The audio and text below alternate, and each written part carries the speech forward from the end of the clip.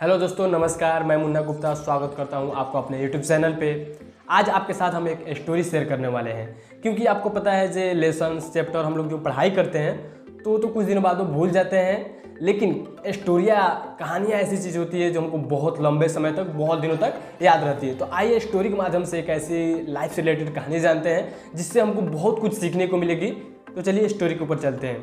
एक राज्य था जहाँ पे कुछ नियम ऐसा था जो भी राजा वहाँ पे बनता था, मतलब 5 साल के लिए राजा बनाया जाता था और 5 साल बाद उसको ऐसे घने जंगल पे भेज दिया जाता था जहाँ पे कोई जीवन नहीं था। यानी समझिए वहाँ पे ना खाने की व्यवस्था थी, कुछ ऐसा नहीं था और बहुत सारे खूंखार जानवर थे जिसकी वजह से इंसान वहाँ पे मर जाता था। तो जो भी राजा हुआ करते थे उनको 5 साल बाद वैसे जगह पर भेज दिया जाता था और वहाँ पे वो मर जाते थे। तो इस तरीके से एक और राजा जो बना और 5 साल उसको पूरा हुआ तो उसको भी वैसी जगह पे, वैसी घनी जंगल पे भेज दिया जाता है। फिर जब दूसरे राजा की बारी आती है जहाँ किसी और राजा को चुनाव किया जाए तो एक समझदार व्यक्ति के पास जाया जाता है।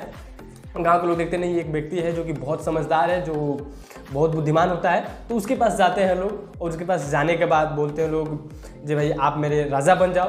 तो डायरेक्ट मना करता है, बोलता है नहीं मुझे नहीं बनना, क्योंकि उसको पूरी कंडीशन बताई जाती है कि अगर आप राजा बनते हो तो 5 साल बाद आपको ऐसे ऐसे जंगल पे जाना पड़ेगा जहाँ पे कोई जीवन नहीं है। यानी कि आप समझ लीजिए अगर आप राजा बनते हैं तो आपकी ज़िंदगी 5 साल की ही है, इसलिए वो मना कर देता है। लेकिन बहुत सारे लोगों के कहने पर वो मानता है। बहुत सारे लोग बोलते हैं जिन्हें आप बहुत समझदार हो, हमारी रक्षा कर सकते हो, आगे को बढ़ा सकते हो इसको, तो वो मान जाता है, एग्री हो जाता है। लेकिन शुरू करने के बाद से अपने राजपाट वो पहले उन लोगों से पूछता है जो कौन सा जंगल है जहाँ पे हमको 5 साल बाद जाना पड़ेगा।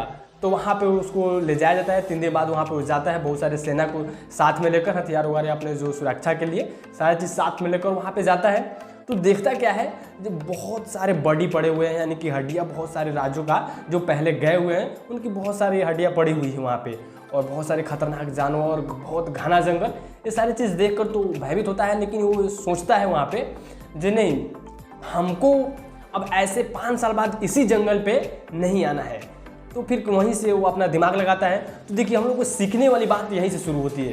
तो दिमाग क्या लगाता है, जब हमको 5 साल बाद यहाँ पे नहीं आना है, तो फिर वो अपने सेना को लेकर वापस राज्य में जाता है और वो सोचता है जैसा हम क्या करें।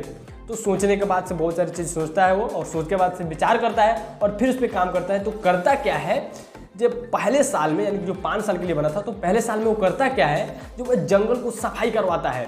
यानी कि जो जिसकी वजह से ज़्यादा घना जंगल दिख रहा था उसको कटवा देता है, जो भी जाह वगैरह हुए सबको फ्रेश करवाता है, सफाई करवाता है, और जो खतरनाक जानवर हैं उनको दूसरे जगह पर वहाँ से भेजवा देता है। और इस तरीके से साल भर वो अपना करता है। फिर दूसरे साल में वो क्या करता है, उसमें और भी जो बची खुची होती है और भी उसको अच्छे तरीके से देखभाल करके सफाई करवा के एक बहुत अच्छा खासा जंगल बनाता है, थोड़ा सा जाके उतना घना ना लगे, डरावना ना लगे। और उसके बाद से तीसरे साल में क्या करता है, जो वहाँ पे कृषि का, एग्रीकल्चर का काम कराता है, यानी कि खेती स्टार्ट करा देता है वहाँ पे।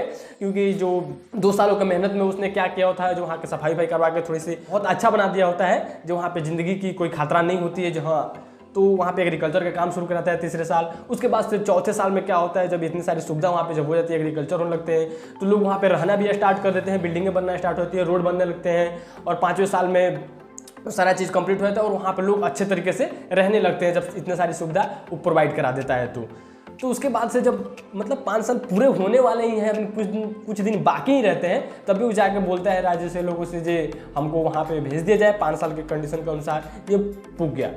तो लोग सोचते यार बहुत सारे इसके पहले जो भी जाता है उनका टाइम पुगता है तो सब लोग निराश रहते हैं, सब लोग रोते हैं, लेकिन इतना उत्साहित ही क्यों है जाने के लिए जो टाइम से पहले ही खुद से बोल रहा है। तो भाई बोलते हैं नहीं अभी आपका टाइम नहीं हुआ है, 10 दिन और बाकी है।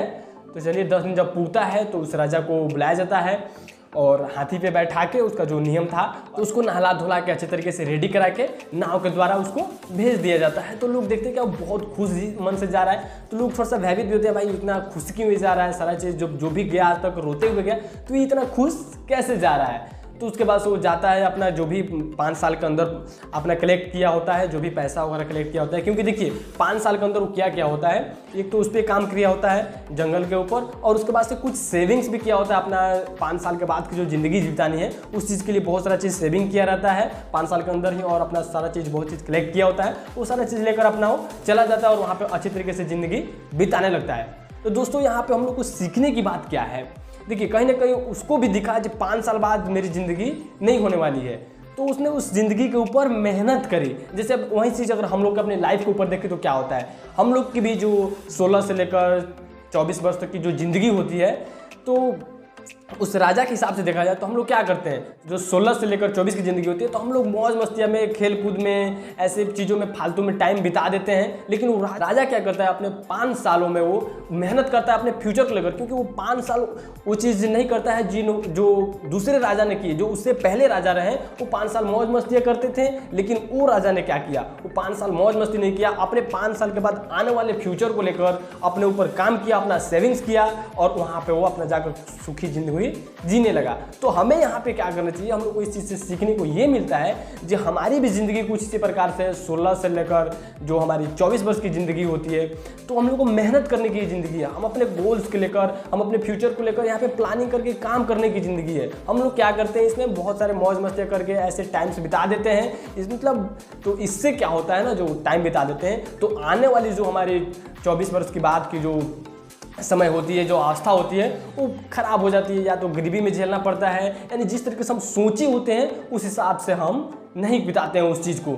तो यही होता है जब हम लोग अपनी अगर लाइफ को बेहतर बनना चाहते हैं तो इस उम्र में हमको उस कहानी से ये सीख मिलती है कि इस उम्र में हमको अपने फ्यूचर को लेकर मेहनत करना चाहिए, अपने गोल्स को लेकर मेहनत करना चाहिए उस राजा की तरह, ना कि और भी जो राजा आए और मौज मस्ती किए उस उम्र में और फिर 5 साल के बाद उनकी जो स्थिति हुई तो आप कहानी के माध्यम से पता चले। तो ऐसे नहीं, हमको इस होशियार राजा की तरह बनना है जो अपने लाइफ को हम अच्छे तरीके से सेट करें, एक प्लानिंग के तहत काम करें और अपने 5 साल बाद, 10 साल बाद जो हमारी प्रॉब्लम्स दिख रही है, नहीं जब मेरे शादी हो जाएंगे या जब और भी जो इस तरह से स्थिति आएगी, जब हम 30 साल के होंगे, 35 साल के होंगे, तो हमारे साथ ऐसी ऐसी प्रॉब्लम्स आ सकती है, ऐसे ऐसे हो सकते हैं। तो उसके ऊपर हमको आज मेहनत करके काम करना है जो आने वाली समय हमारी बेहतरीन बीते। तो कैसी लगी ये स्टोरी आपको कमेंट में ज़रूर बताइएगा। बाकी आप हमको इंस्टाग्राम पे भी फॉलो कर सकते हैं, क्योंकि इससे रिलेटेड जो भी मैं कंटेंट बनाता हूँ वहाँ पर भी अपडेट देते रहता हूँ, तो वहाँ पे आप हमको फॉलो कर सकते हैं। बाकी अगर कहानी अच्छी लगी हो तो एक दूसरे के साथ ज़रूर शेयर करें और मेरे चैनल पर पहले बार आए हो तो सब्सक्राइब कर दें चैनल को और बेल आइकन दबा दें ताकि मैं जो भी लेटेस्ट वीडियो बनाऊँ तो आप तक नोटिफिकेशन पहुँच जाए।